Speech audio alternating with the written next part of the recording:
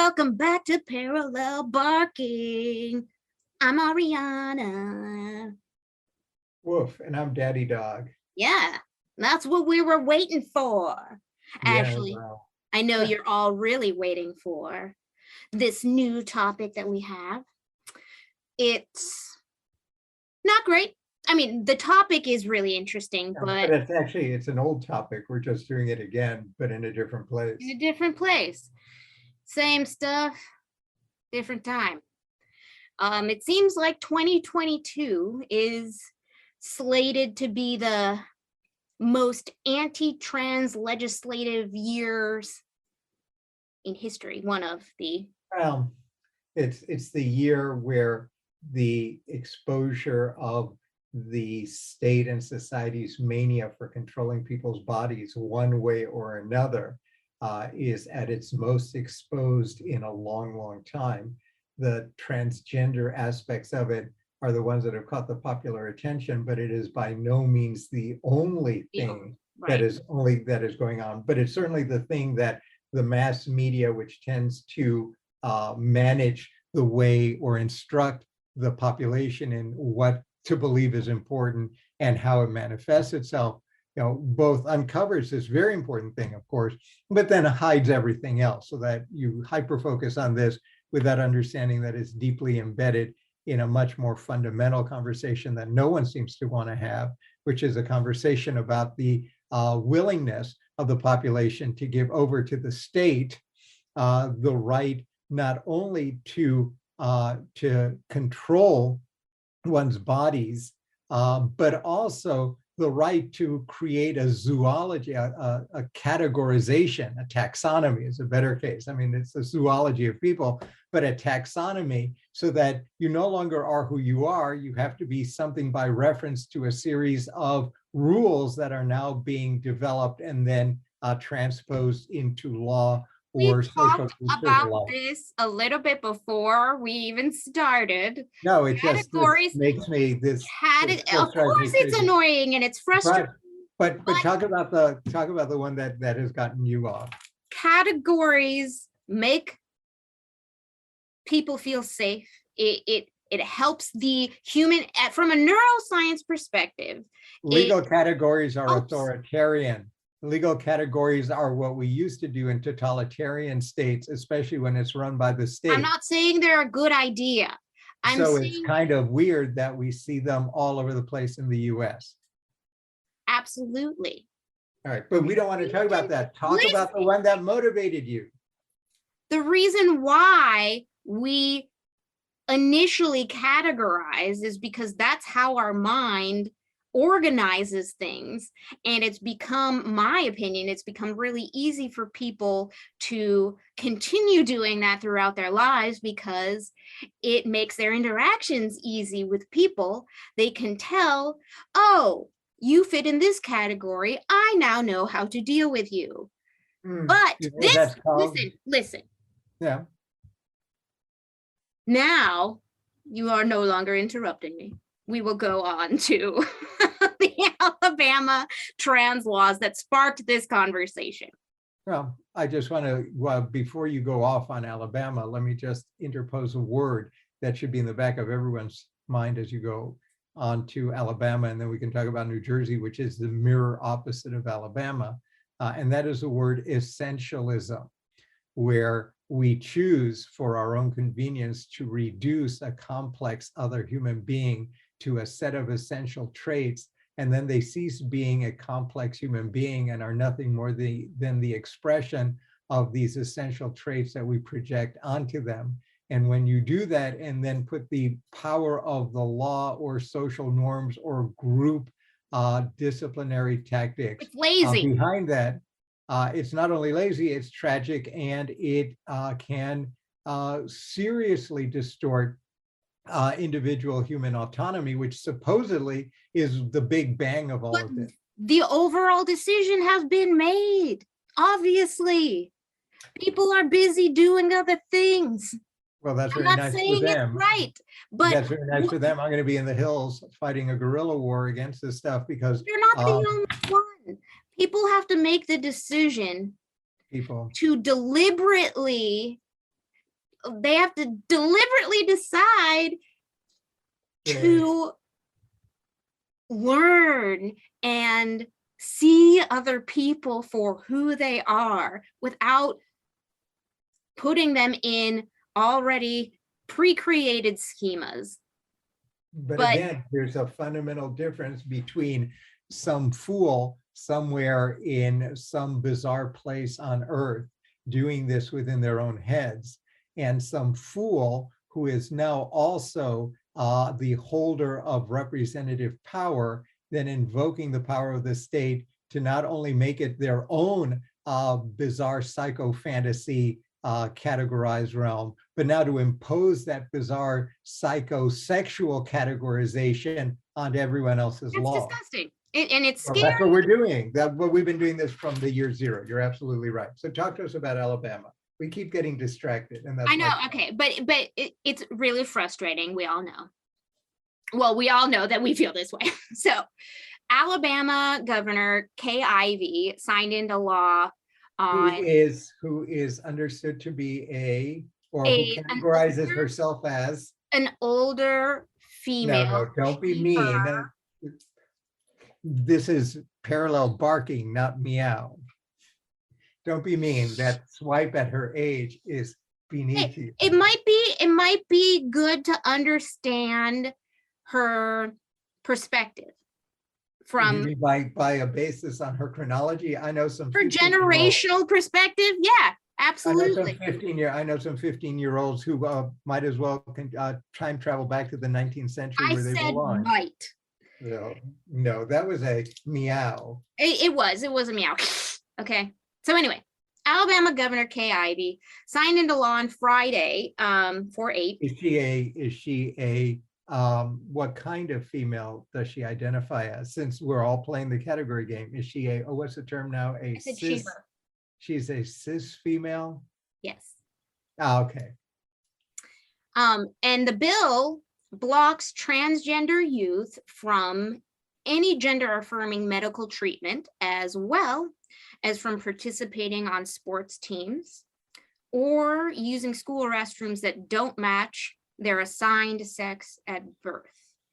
Wait. I don't understand this. So if I wake up one day and say, I am biologically, I have the parts of a male, but I'm feeling like a female today, then that would be enough in the absence of anything else to bar me from sports, either as a male or a female. It seems like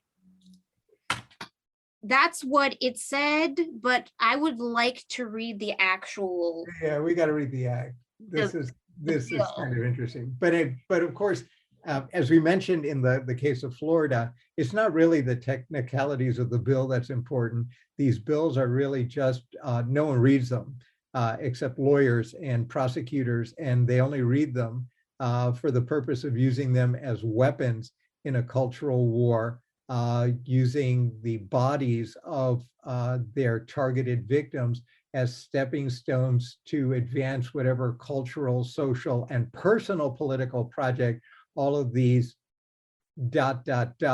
people, and I'm using that term now since we're categorizing, it's not clear that they would be people as I understand the word people, right? If we're playing category games, that's what makes it so utterly bizarre and stupid, to advance all kinds of objectives other than supposedly the one purportedly at the heart of these exercises of state power. But go on and so what else is going on in Alabama? Also makes sure to ban the teaching of gender and sexual identity from kindergarten through 5th grade. And there's actually really far-reaching punishment for doctors and medical professionals that attempt any kind of the gender affirming treatment, threatening them with treatment, this is treatment, not talking about them. No, this is the treatment, threatening them with up to 10 years in prison for prescribing puberty blockers or hormonal treatment, anything like that under to kids under 19. Wow. So you're Wow. basically not supposed to help anybody that is not cisgender. That is supposed to do this. Yes. All right. So yes. You can already see all kinds of difficulties here. Mhm. If you give a post or a menopausal woman estrogen treatments, are you now aiding her transition from postmenopausal to premenopausal, except without I mean, we can play with this in ways that makes the bill weird, but that's always the problem with legislation. These things can be And it's so carefully. fabulous that legislators think that they have the know-how to legislate people's bodies and the medications they take and when and where. Oh, and here we go. Well, here, let me, It's so healthy. right. So I got the legislation, I pulled it up. So I'm going to read some and Perfect. then I'd love for you to react. All right. So the legislature finds, I don't know where they found this, but apparently they went on an Easter egg hunt where it was possible to find these things. So they find that the sex of a person, so we're using the wrong term, right? It's not gender, it's sex. At least for purposes of the Alabama. Yeah, I was gonna say, if in this context it suits them. Yeah, well, that's the word they use. So the sex of a person is the biological state of being female or male. All right, so we're talking about sex rather than gender, which leaves the sex gender gap open for litigation, I guess. Yeah. The sex of a person is a biological state of being female or male, nothing else. And comma, based on the following. Okay. There's a number of things. Please. Ready? Sex organs. Does that include the anus? Of course. Well, it's not clear. I'd like to know if they know how sex organs are formed. They may have just meant the male parts and the female part. And at what time? We are not going to mention on the podcast because this is a family podcast. All right. So being male or female based on, so sex organs, chromosomes, and endogenous hormone profiles. Whoa, no. Don't bite me, I'm just reading. And wait, there's more. And is genetically encoded into a person. What? Yeah, so it's apparently a projectile. They all have to go back to Mrs. Smith's second grade. This is so absurd. And is genetically encoded into a person.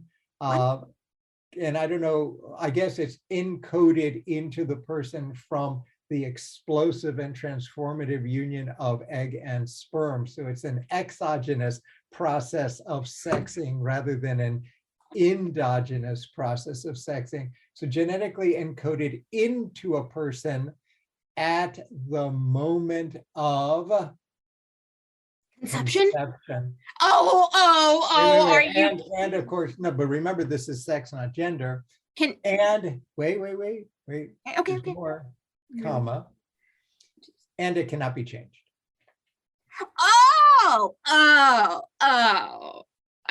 That's precious. Wait. And then, all right, so that's your first reaction, which is like sort of, there's more. Oh my, no. Wait, the second one is even better. So some individuals, comma, including minors, but not necessarily minors. It could be someone as old as, if you're going to play the age card, as old as the Right Honorable Governor of Alabama. Exactly. Some individuals, including minors, may experience discordance, right? So when one has a genetic encoding is projected onto a person, but a person, so it's all passive in the first one, yes. But it's now active in the second one. So individuals may experience discordance between their sexy parts and that's not the words they use. No, I'm sure they use sexy parts. But you know what I mean. So their sexy parts and their internal sense of identity. So we move from the absolute majesty of the unchangeable sex to the contingent and quite fickle experiences that produce discordance between identity and this fixity of biology. And that individuals who experience severe psychological distress as a result of this discordance may be diagnosed with gender dysphoria. So now we've moved from sex No! to discordance that then produces apparently a Mental psychological. disorder. That's fabulous. Well, it's taking us back to the 70s anyway, in a lot of ways. Wait, but there's more. Right? Oh, wow. We get to classify them. Oh, Right, but it isn't a discordance. Apparently, it isn't a discordance that is purely identitarian, but it is unlike sex, which is immutable, and discordance, which is an experience. That's number two. Number three says that the cause of the impression of discordance. So discordance is experience, but it's impressionistic, right? Of the individual's impression of discordance between sex and identity. So there's a little bit of doubt, the snake, the evil snake in the Garden of Eden here of doubt. snake in the grass. Right, the cause of this impression of discordance, even if it is an impression of discordance that can, in its most severe form, be diagnosable as gender dysphoria, but need not only be gender dysphoria. Wow. The cause of this is unknown. Comma. Unknown. Oh, Comma. wow. I was going to say, I'm so glad Wait, they there's a comma. figured all of this out. They haven't. It's unknown.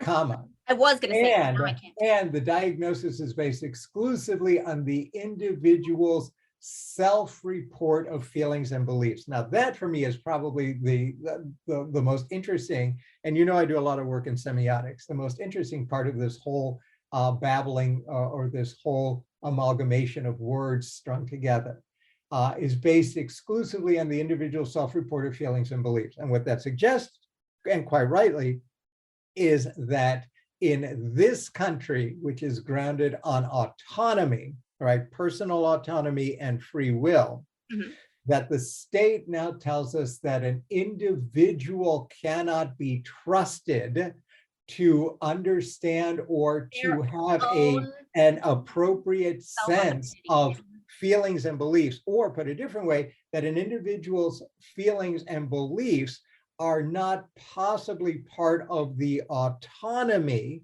of an individual and of the basis for their free will, so that in fact the state must take over.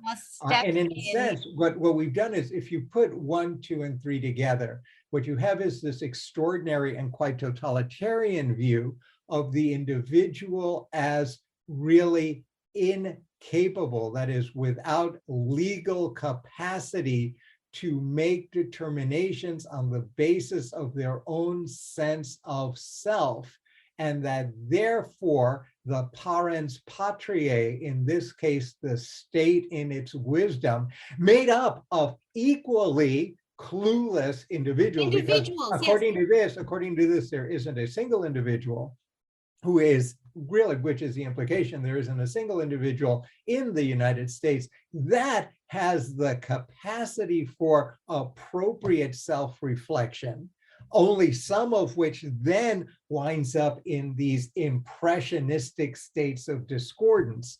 That means that the legislature of Alabama almost impliedly suggests that they did not have the capacity, based on their self-reporting feelings and beliefs, to authoritatively enact this provision themselves.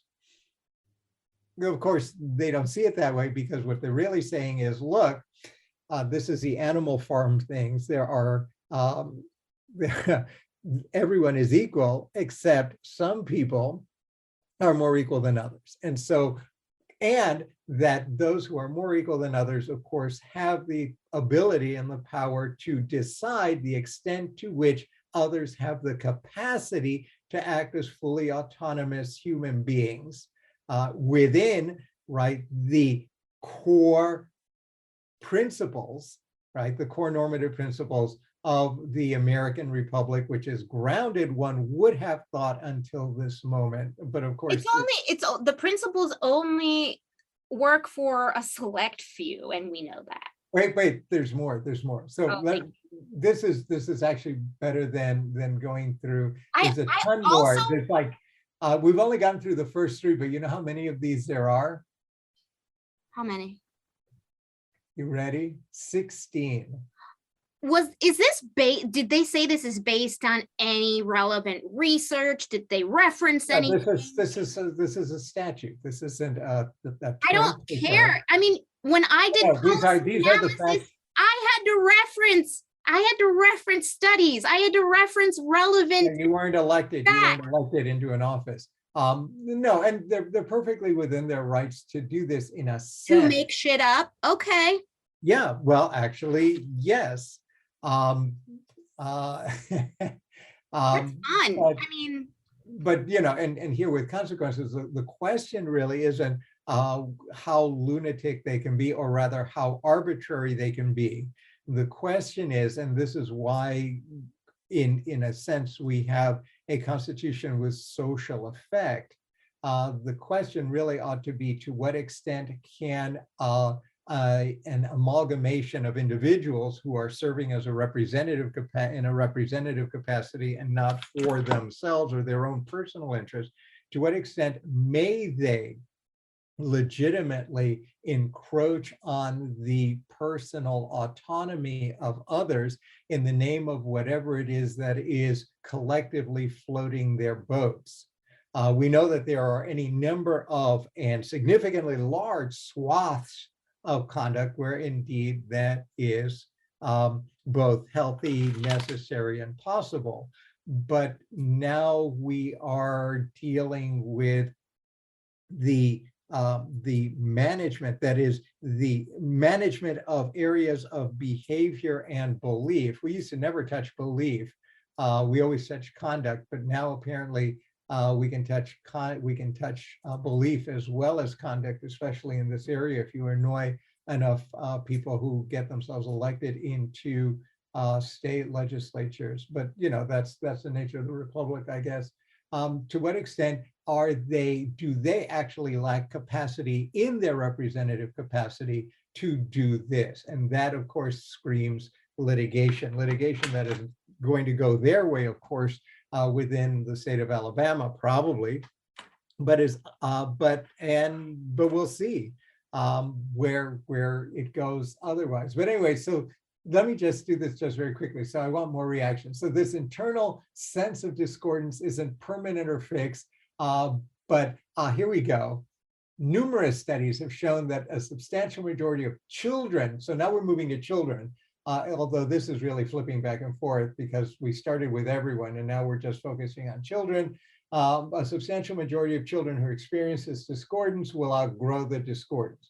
All right, so you know, they've taken the kernel of something that might have been useful, which is to say, we already have a societal agreement that we've had for a long time, that children, as a general rule, with respect to everything, have essentially very little capacity to make decisions for themselves because they're not fully formed adults. All right, so if that's where we started, rather than with this this pseudo-psycho pontification on facts and theories, this might have become more interesting if what you want to do. But that's not their goal. Right, because they're painting with a much broader brush, although we'll see what the statute says. But really, if what you're really talking about is nothing more than the capacity of children, therefore it's traditionally been sent over to the parents and or managed by or through the state. And you want to say, well, you know, you're going to change something physically, there may be no going back, so maybe there should be a timeout and before anything permanent is done. Yeah. Right, but that's one thing. But they're going much further than that. It's not just that. It's that apparently you can't even begin to talk this through as a mature from speech. about So, anything and you do. right, and this shows up in number 5. So they say, as a result, taking a wait and see approach to children who reveal signs of gender nonconformity is cool. All right, that's innocuous enough. But wait and see does not mean don't talk. It just means perhaps don't cut. Um, don't do anything that isn't reversible for a non-fully formed, as we've come to understand it in everything from contract to marriage to all of these other things. Right, so Certain they go on with surgeries you that. wouldn't, But like that's any kind of surgery you wouldn't really perform until there's a certain age. Like, come right. on. And then they've got a beef about encouraging minors to think through this stuff. That's 7. And Oh my then God. they're talking about pre and post puberty, what to do with Please this. tell And me there's no line about a camp to convert. yeah, blah, blah, blah. So it looks like they're all, now we finally get to the whole point of this thing. And therefore, which is number 16, for these reasons, the decision to pursue a course of hormonal and surgical intervention to address discordance between the individual's sex and sense of identity should not be presented to or determined for minors who are incapable of comprehending. Well, that's also, you can disagree with this, but that's not that's not outside of the realm of the plausible. It's not saying that you can't do it. It's saying that if you're a minor, just like you can't go off and sign a contract that's binding, and under certain circumstances, you can't consent to all kinds of bizarre activities with people that the state continues to believe. Although, I mean, And I you don't certainly think can't engage, in sexual activities with much older people, because the idea of a consent there is viewed as impossible. Okay. So, I don't think it should be although I don't think it should be a blanket not allowed. I think there should be circumstances where I mean, sure, I there agree. should always be a Agreed. circumstances where things Agreed. aren't allowed. Agreed. So let's see what it is that they are, blah, blah, blah, blah. Boy, they spent a lot of time on this. Right. Yeah, the Tennessee bill was what, 1 page and maybe a couple lines, double Well, spaced. clearly people feel strongly about this in a kind of Bizarre, yeah, creepy way. extraterritorial.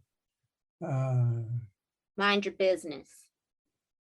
All right, here we go. It's in number 3, which says the biological state of being male or female based on the individual's sex organs, chromosomes, and endogenous hormone profiles. Okay, those. Section 4, here, sorry, section 4.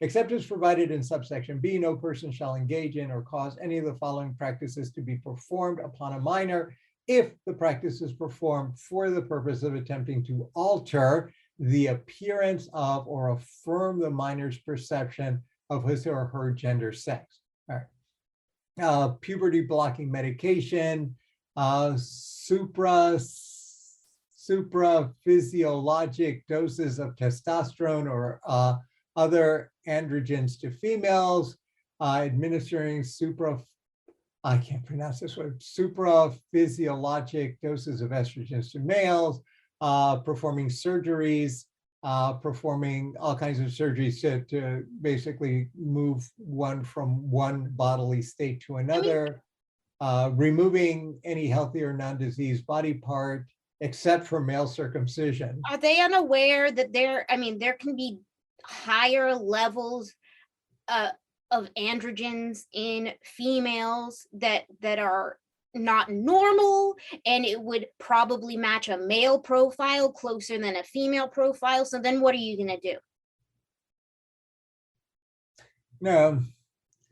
Now there's some interesting exceptions, except with respect to the cutting. Apparently, nothing in this act is going to be construed as limiting or preventing psychologists, psychological technicians, and other health professionals from rendering the services for which they're qualified by training or expertise involving the application of, oh, here's the kicker, recognize principles, methods, and procedures of the science professions of psychology and counseling. And then the next one, nothing shall be construed to establish new separate standard of care for hospitals and physicians. What does recognize mean? And is that, Well, are yeah, they all going of this to is going to decide be what that litigated. means? Like, Oh, and that's it. That's it. So most of this, that's what actually makes this really interesting. I guess a very narrow construction of this kind of suggests that no, and fairly broad treatment, which is other than psychological treatment, can be performed on minors. And I think you're absolutely right that that's painting not only with a very broad brush, but it makes individualized circumstances dealing with individuals in a therapeutic way impossible. it's going to be impossible. You can't devise any sort of measurement or way to actually define what you're trying to define. Right. But it turns out that it looks like the most important part of this puppy is not necessarily the operative provisions of the bill, but it's those 16 findings that take up the greater part of the text of this bill. So we have, again, a very odd situation. And this is actually interesting enough to get me to think about writing about this. Legislation now appears, especially in the context for cultural transformation or the protection against cultural transformation. Statutes no longer appear to be aimed at actually identifying and achieving a very specific objective. Right. That one of the more important parts of statutory writing now appears to be the use of this device to somehow legislate or make more authoritative a bunch of opinions, and in this case, a very long bunch of opinions, 16 paragraphs worth, to somehow give them greater authority or legitimacy, so that it's an interesting way now of communicating and to a population. And to some extent, I guess they want to use all of these to aid the court in construing the operative provisions of the statute. But you really got to wonder what the legislature is really doing.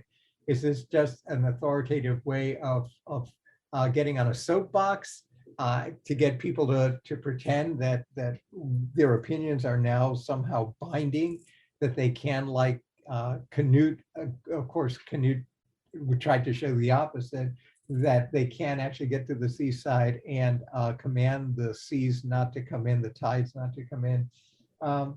It's just, it's a very odd situation. We saw that a little bit in Florida. We're seeing it here. And so, I don't know. What do you think?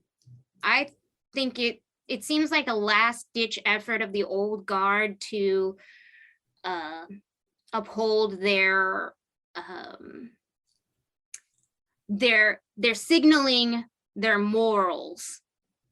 So I feel like this is a signal to legislate the morals of society. Well, this one anyway, if this isn't the one that went to the other parts, if I remember correctly, Right. You also said that they can't compete in sports and they can't do a bunch of other stuff. Right. This one just goes to the cutting. Mhm. There are probably, oh, my guess is that there are. But it's still, it gives people, it signals to people that, yeah, you need to treat this group of individuals differently. Right. It's still and that signal. Yeah, and in fact, I found the other, they were very cool. They were very neat about this. So rather than put this all in one bill, they scattered this about like, I don't know, seeds on the ground. There's another bill that goes to the issue that's gotten everyone, or at least a class of people who find this just extraordinarily emotive Mm-hmm. in a political action kind of way. There's the other bill that talks about the the restrooms and, dressing and undressing. Um, the biological sex thing, the Okay. multiple occupancy restrooms are changing areas for K through 12, except custodians can go in and do what they want. So there's another bill. So it looks like they've scattered a bunch of bills all over the place when they're dealing with this stuff. And again, but you're absolutely right. What the state though is trying to do here, and I don't know if it's a last ditch, but it's certainly a reactive position. They are trying to use mechanisms of law, and they're not the only ones. The other side is doing this to the extent they can as well. We're moving a very necessary and difficult conversations about sex and gender from the social and cultural plane to the plane of power. And that is, we're going to try to invoke the power of the state to enforce one or another particular way of looking at things. And I am reminded, and this is as much a warning to our progressive friends as it is a warning to our traditionalist friends, that both of them at one point were united against the way in which for millennia religious orthodoxy would insist on invoking the power of the state to transform religious beliefs, notions, and practices into law. Having learned that lesson several centuries ago, apparently they believe it does not apply to things that they feel strongly about. It's easy to forget when you have a mission that you want to complete quickly. So what kind of bill would you put in?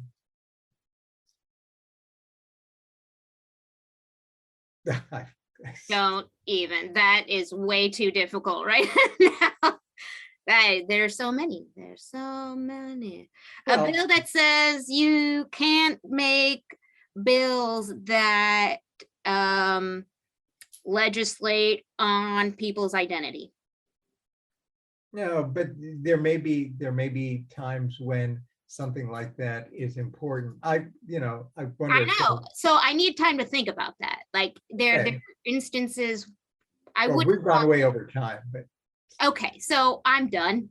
And I am frustrated with this, but it's not going to be the end. There are roughly 280 proposals in state houses across the country aimed at some oh my God, does that mean vulnerable that we're going member to talk about this more? of the LGBTQ plus community. Yeah, so we probably will. So this isn't the end, is my last thought. Right. But and this will be my last thought. This isn't an LGBTQ plus issue only. You're right.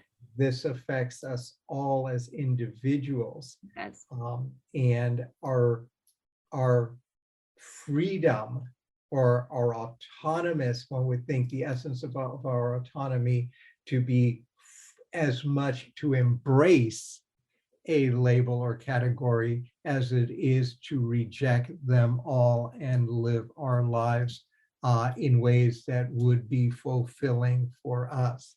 So yeah, okay, we can go back to this. all right. All right, fellow Barkers. Go Hopefully forward.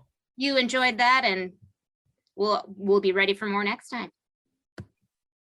Toodaloo. Whoa.